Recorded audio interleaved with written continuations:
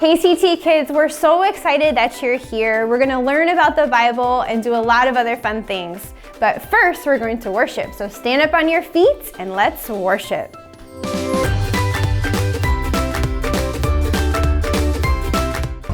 Let's sing this together. I saw Satan fall like lightning. I saw darkness run for cover. Still the miracle that I just can't get over. My name is registered in heaven. I believe in signs and wonders.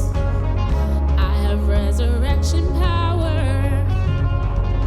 Still the miracle that I just can't get over. My name is registered in heaven. Oh, my praise belongs to you forever. Come on, let's pray together. This is my testimony from death to life. 'Cause grace rewrote my story. I'll testify. By Jesus Christ the righteous, I'm justified. This is my testimony. This is my testimony. We all have a testimony because Jesus came to set us free. He died and rose again so that we can be free. Let's sing this together. We're going to sing Come Together, Sons and Daughters, because we are all sons and daughters of Jesus. Come together, sons and daughters, bought in blood and washed in water. Sing the praises of the Spirit, Son and Father. Our God will finish what He started. Oh, our God will finish what He started. This is my testimony from death to life. 'Cause grace rewrote my story. I'll testify. By Jesus Christ the righteous, I'm justified. This is my testimony. This is my testimony. Go ahead and clap your hands. This gives us something to celebrate. We're going to sing together as long as we have breath in our lungs. Jesus is not finished with us. That's what we're going to sing about. Let's say this. I'm not dead, you're not done. Greater things are still to come. Oh, I believe. I'm not dead, you're not done. Greater things are still to come. Oh, I believe. If I'm not dead, you're not done. Greater things are still to come. Oh, I believe. If I'm not dead, you're not done. Greater things are still to come. Oh, let's say it even louder. I'm not dead, you're not done. Greater things are still to come. Oh, if you believe it, say it. I'm not dead, you're not done.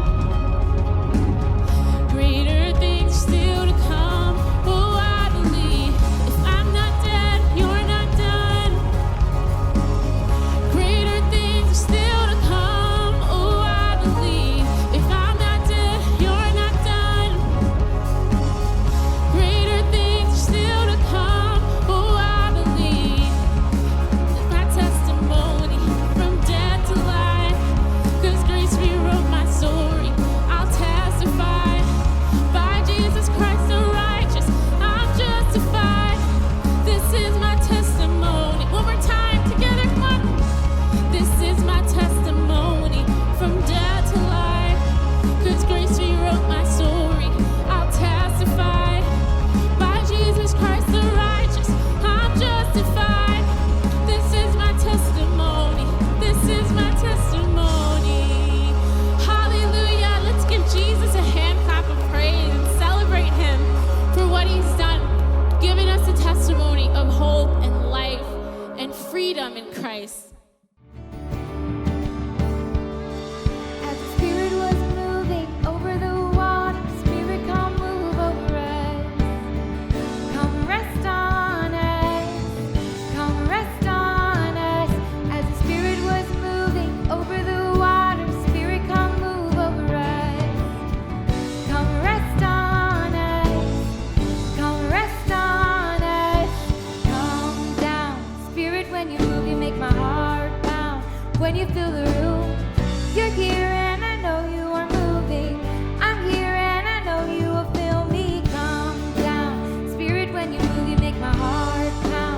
when you fill the room. You're here and I know you are moving. I'm here and I know you will fill me.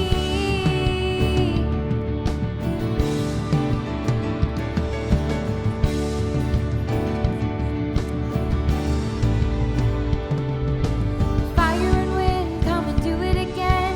Open up the gates, let heaven on in. Come rest on us. Come rest on us. Fire and wind.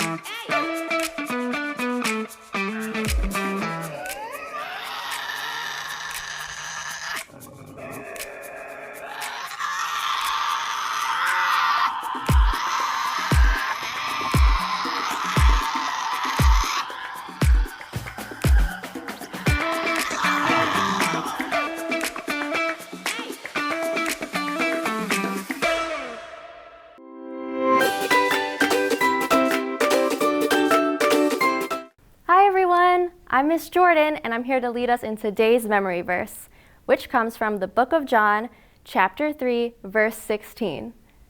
You can follow me the first time. For God so loved the world that he gave his one and only Son, that whoever believes in him shall not perish, but have eternal life.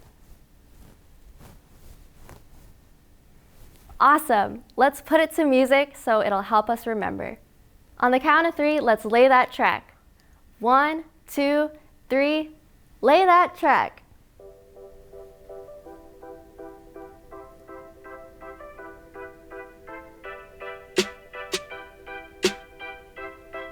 I'm a little kid beat. For God so loved the world that he gave his one and only Son, that whoever believes in him shall not perish, but have eternal life. For God so loved the world that he gave his one and only Son, that whoever believes in him shall not perish, but have eternal life. For God so loved the world that he gave his one and only Son, that whoever believes in him shall not perish, but have eternal life. John chapter 3, verse 16. John chapter 3, verse 16. John chapter 3, verse 16. John chapter 3, verse 16. Great job, everybody. Keep practicing, and I'll see you next time. Bye.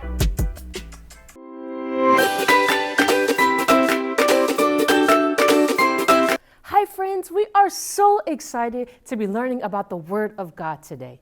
Today we are talking about the story of the fiery furnace and 3 friends, Shadrach, Meshach, and Abednego. We're going to watch a video and then we're going to come back and talk about it. Stories of the Bible, the fiery furnace. There once were 3 Jewish men named Shadrach, Meshach, and Abednego. Hey! When they were very young, they were taken from Israel to live in a place called Babylon. At that time, the king of Babylon was a man named Nebuchadnezzar. That's it. Almost there. And he made a gold statue that was 90 feet tall. Perfect. The king sent a message for everyone to come to the dedication of his statue. When everyone had assembled, it was declared that people of all races, nations, and languages would bow before the statue and worship King Nebuchadnezzar's statue when they heard the sound of musical instruments. If anyone refused, they would be thrown into a fiery furnace. So at the sound of the musical instruments, all the people bowed to the ground and worshiped. But Shadrach, Meshach, and Abednego did not, because they were Jewish and would only bow to the one true God.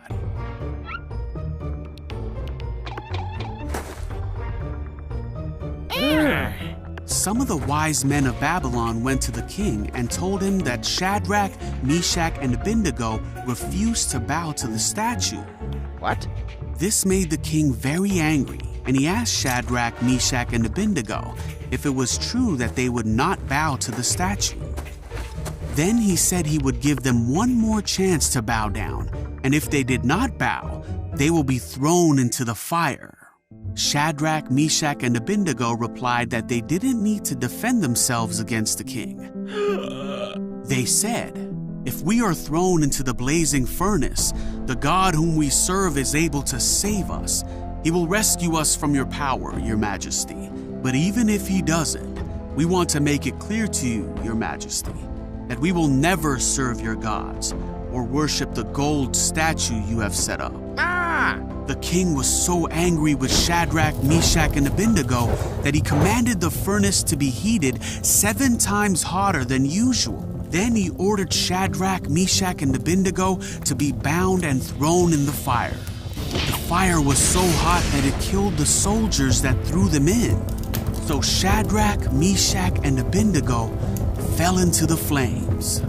But suddenly, the king jumped up and said to his advisors, "Didn't we tie up 3 men and throw them in the furnace?"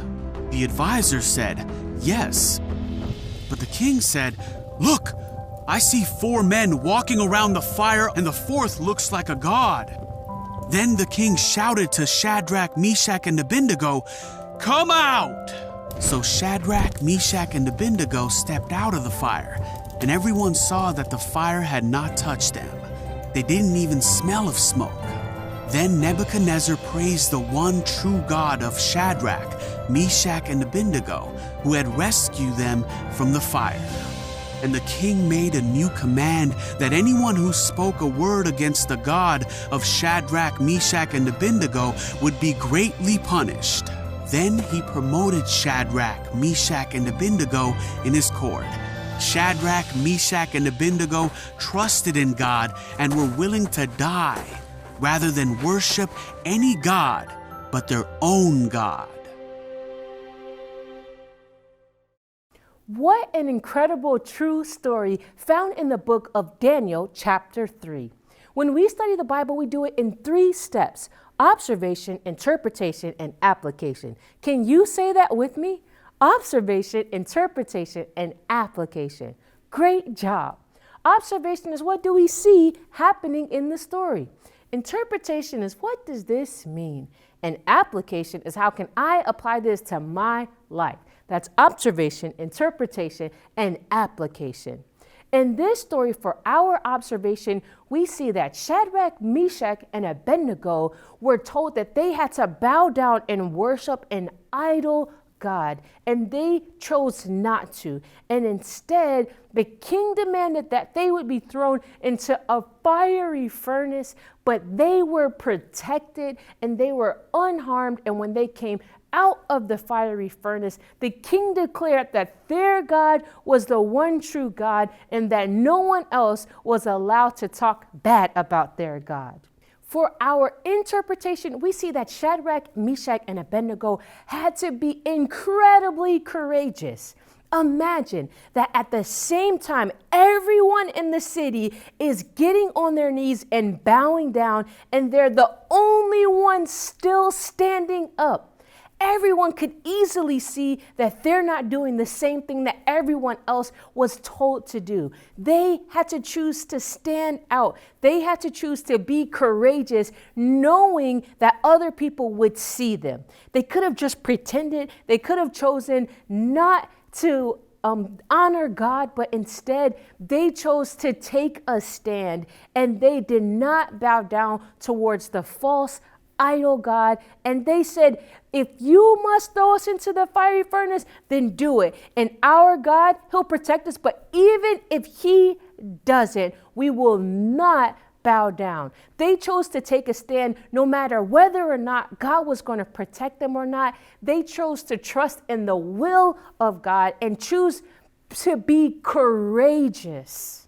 For our application, we can see that sometimes we have to choose to be courageous.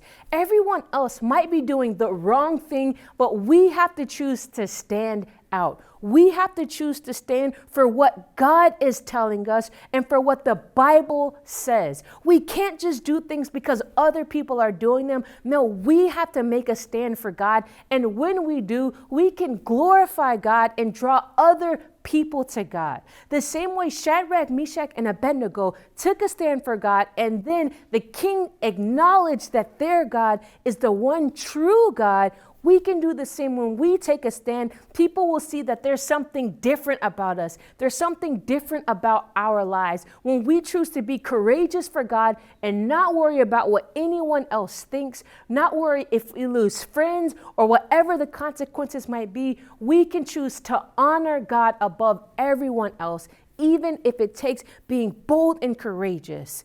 I have a perfect example for you. We have a choice. When we follow Jesus and the Holy Spirit lives inside of us, we can choose to be courageous, or we could choose to be timid. We could choose to be afraid. We could choose to be like a ball, or we could choose to be like a balloon. When you think about the two things, you can have fun with both of them. But when we think about a balloon, when the pressure comes, if you squeeze a balloon too tight, or if you have some kind of object, we see that when it encounters a balloon, it just pops. But in the case of a ball, this ball, we could poke it, we could squeeze it, we could step on it, we could crush it, and it would still maintain, because God, He helps us, He strengthens us, and even when the pressure comes, we can stand strong and we can stand firm because we have the power of the Holy Spirit on our side, helping us to be strong and helping us to be courageous and to take a stand for the things that God has called us to. So let's pray and ask the Lord to help us to be courageous. Lord, we love you so much, and we thank you that you are an awesome God, that you love us so much, that you are our friend. God, that you help us to be courageous even when we have to take a stand against our peers, against our friends, Lord. Even when it's scary and we don't know what will happen, God, we can take a stand because of you. We ask, God, that you would help us every day to choose to take a stand for you, God, that you would help us every day to be courageous and not to give in to peer pressure, God, but instead to do what you have called us to do. Will we get into our word of God so that we can know what it is that you've called us to do, God? Would we pray so that we could hear your voice, so we can know your direction, oh God? And we just thank you, we love you, and we bless you. In Jesus' name, amen. Wow, guys, God is going to help you guys as you continue to be courageous. I love you guys so much, and I can't wait to see you next time.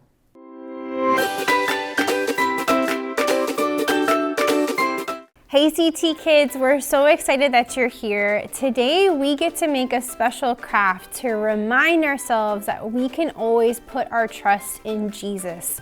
He will never fail us. So today what we're gonna do is make a little rock that says the word trust that actually we get to hide in our pockets. And I'm gonna show you why. So to start this craft, we're gonna need to find a couple of things. So the first is the best in that you get to go on a little walk outside, maybe take your dog or your dad, and find a couple of rocks. This rock needs to be small enough that you can hide it in your pocket, but also big enough that you could write a word on it. So find a couple of rocks. You're also gonna wanna find a paintbrush, some of your favorite colors of paint, a Sharpie, and then something to paint on.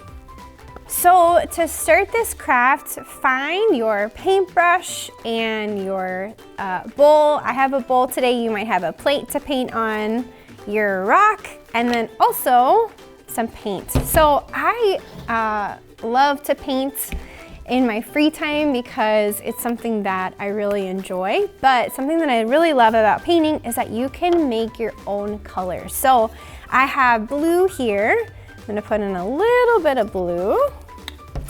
And I also have red.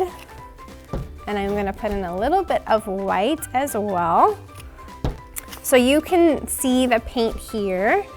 And I'm just gonna mix them all up to make a kind of purple-ish color. Deep purple, deep blue. And once I have the color mix that I really love, you're gonna wanna find your rock and put your rock down in the middle of your plate or your bowl. and then start to paint your rock. It's kind of funny to paint a rock because you forget about the bottom part of the rock or maybe even the sides. So don't forget, turn it over and make sure that you get all of the sides. Once you have everything painted, set it to the side for a couple of minutes for it to dry. So I have my rock that I've already painted and it's all dry, ready for me to write on. So you can actually end up writing whatever you would like on your rock. You could even color in designs. You might even add different designs with different color paint. But what I love to write on my rock is the word trust. So this is going to go in my pocket as I go to school, as I go to the grocery store, as I go on a walk. And whenever I put my hand in my pocket and I can feel the rock, it's gonna remind me that I can trust in the Lord and my heart can rest trusting God. So I'm gonna write the word trust. T-R-U-S-T.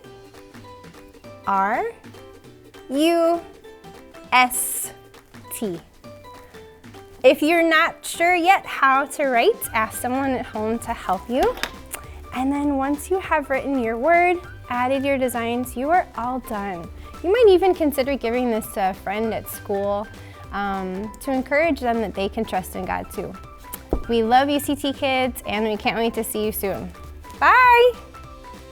We're so glad that you joined us today. If you want to see more videos, click on the link in the description below. Bye!